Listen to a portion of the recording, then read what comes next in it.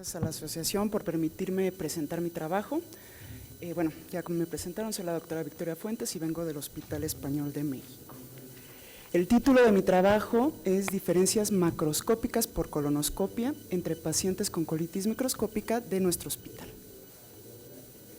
Como antecedentes, pues vamos a comentar un poco lo que ya acabamos de ver. Las colitis microscópicas abarcan dos entidades, que es la colitis linfocítica y la colitis colagenosa. Generalmente estos pacientes tienen un curso benigno, tienen una diarrea no sanguinolenta y clásicamente los hallazgos en la colonoscopia de estos pacientes son normales y el diagnóstico es hasta ahora meramente histológico y tenemos dos entidades bien caracterizadas, como puede ser la colitis colagenosa, caracterizada por el aumento de la capa subepitelial de colágeno e inflamación de la lámina propia, y en otro espectro en particular, los hallazgos de colitis linfocítica, la inflamación de la lámina propia y la infiltración intraepitelial de linfocitos. Estas son dos entidades bien identificadas y que solo podemos identificar de forma histológica. Y es entonces donde nos preguntamos, ¿es importante identificar patrones macroscópicos que guíen la toma de biopsia y orienten a la toma de las mismas? Existen pocos reportes de caso que indiquen patrones específicos de cada una por colonoscopia y es ahí en donde nosotros decidimos hacer este trabajo. Nuestros objetivos, el objetivo primario pues fue identificar las diferencias macroscópicas por colonoscopia entre estos dos grupos de pacientes. Como objetivos secundarios fue comparar los patrones endoscópicos de nuestra población con los reportes de caso que tenemos en la bibliografía, así como identificar asociaciones de riesgo entre medicamentos de estos dos tipos de colitis. Nuestro estudio es un estudio retrospectivo, observacional y longitudinal. Es un reporte de casos, se revisaron todas las colonoscopias en la base de datos del servicio del hospital del año 2010 al año 2015. Los criterios de inclusión fueron pacientes que tuvieran ya el diagnóstico histológico de colitis microscópica obtenida de una base de datos del servicio de colonoscopía, que tuvieran expediente previo disponible, reporte de colonoscopia y reporte histológico que sustentara el diagnóstico. Se excluyeron todos los pacientes que no tuvieran estas características, que no tuvieran un expediente previo completo, con información de patología incompleta y falta de reporte de endoscopía. ¿Qué encontramos? Bueno, los criterios de inclusión fueron para 45 pacientes. La edad media que tuvimos fue 60 años. La mayoría de los pacientes fueron del sexo femenino en el 69%, 31 pacientes, 64% con antecedentes de tabaquismos. En cuanto a los medicamentos asociados en su frecuencia, AINE en el 51% e IBP en un porcentaje similar. Tomamos en cuenta otros medicamentos como betablocadores, IECA, estatinas, tiacidas, que tuvieron un porcentaje mucho menor.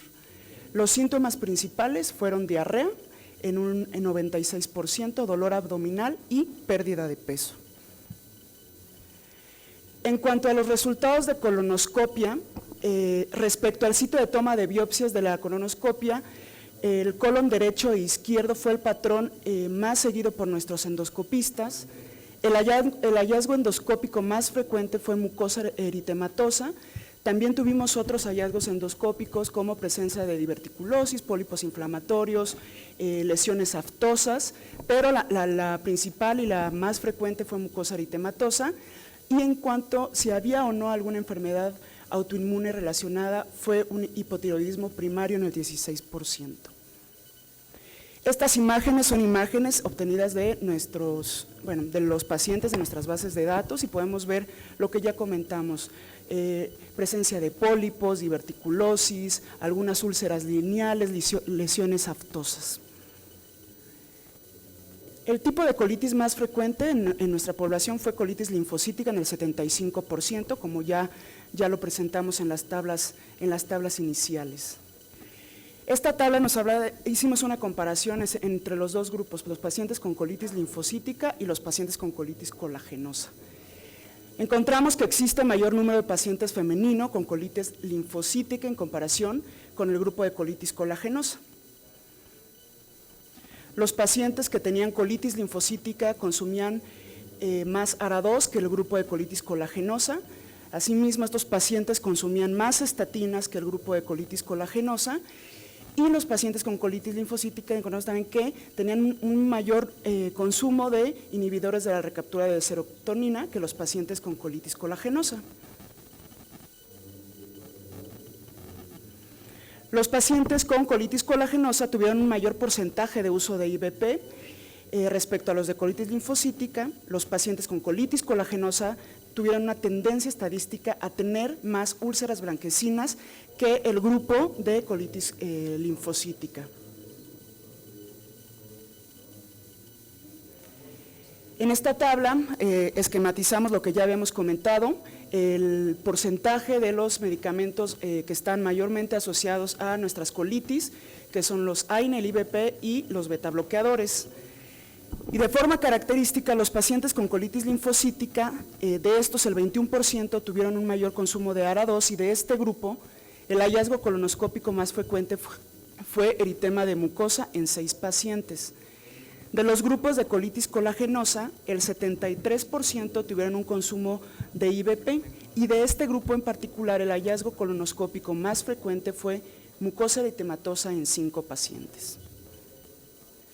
Hicimos un análisis bivariado y multivariado de predicción tanto de colitis linfocítica como de colitis colagenosa, encontrando lo siguiente.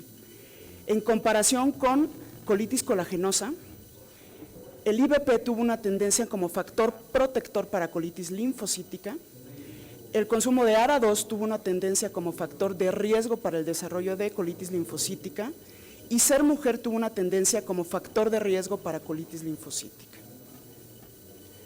Este mismo método utilizamos, pero ahora para los pacientes, el grupo de pacientes con colitis colagenosa. En comparación con colitis linfocítica, el consumo de ARA2 tuvo una tendencia a ser factor protector para colitis colagenosa, ser hombre tuvo una tendencia a ser factor de riesgo para colitis colagenosa, y el consumo de IVP tuvo una tendencia a ser factor de riesgo para los pacientes con colitis colagenosa.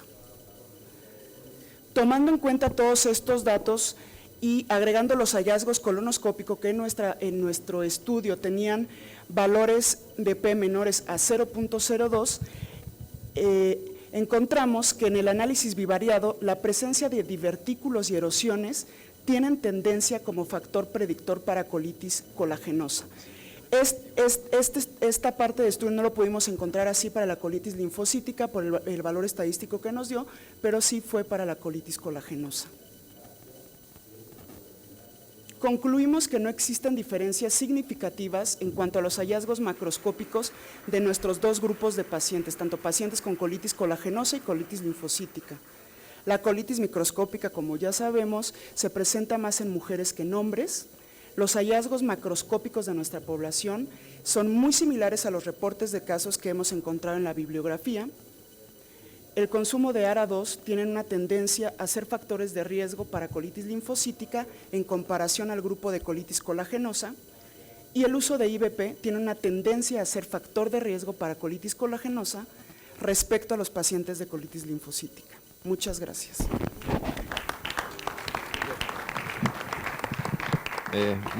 Muy bien, Victoria. Tengo algunas dudas respecto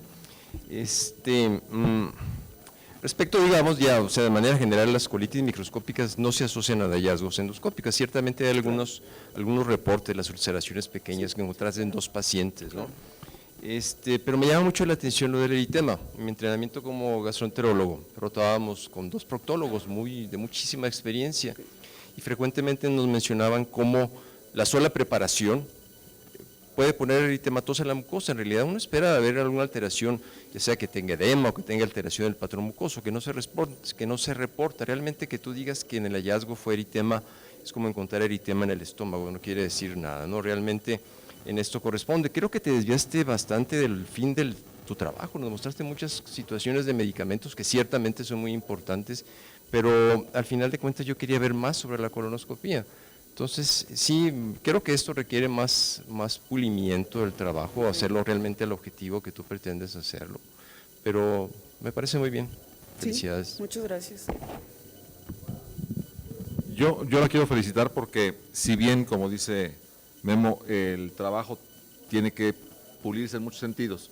No hay que olvidar que es un trabajo retrospectivo que también tiene que tenerse en cuenta eso para medir los resultados. Sin embargo, sí destaca muchas cosas importantes.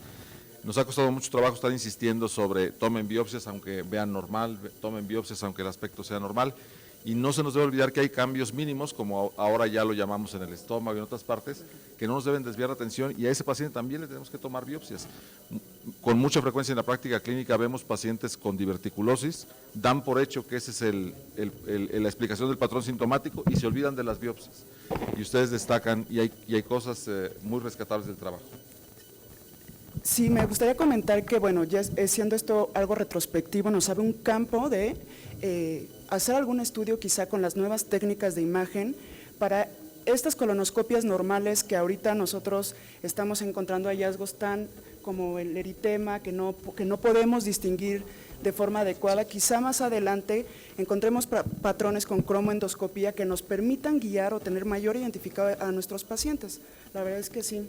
Sí, esa puede ser una proyección del Victoria, trabajo. tuviste muchos casos de diverticulosis, ¿se encontraron algunos de ellos colitis segmentaria asociada a diverticulosis, que es una entidad muy interesante? En un paciente nada más, doctor. Bien, les recuerdo a todos ustedes, los participantes, que pueden descargar las constancias a través del sitio web en el rubro de constancia de trabajos libres, y con esto damos por terminado, si no hay más preguntas.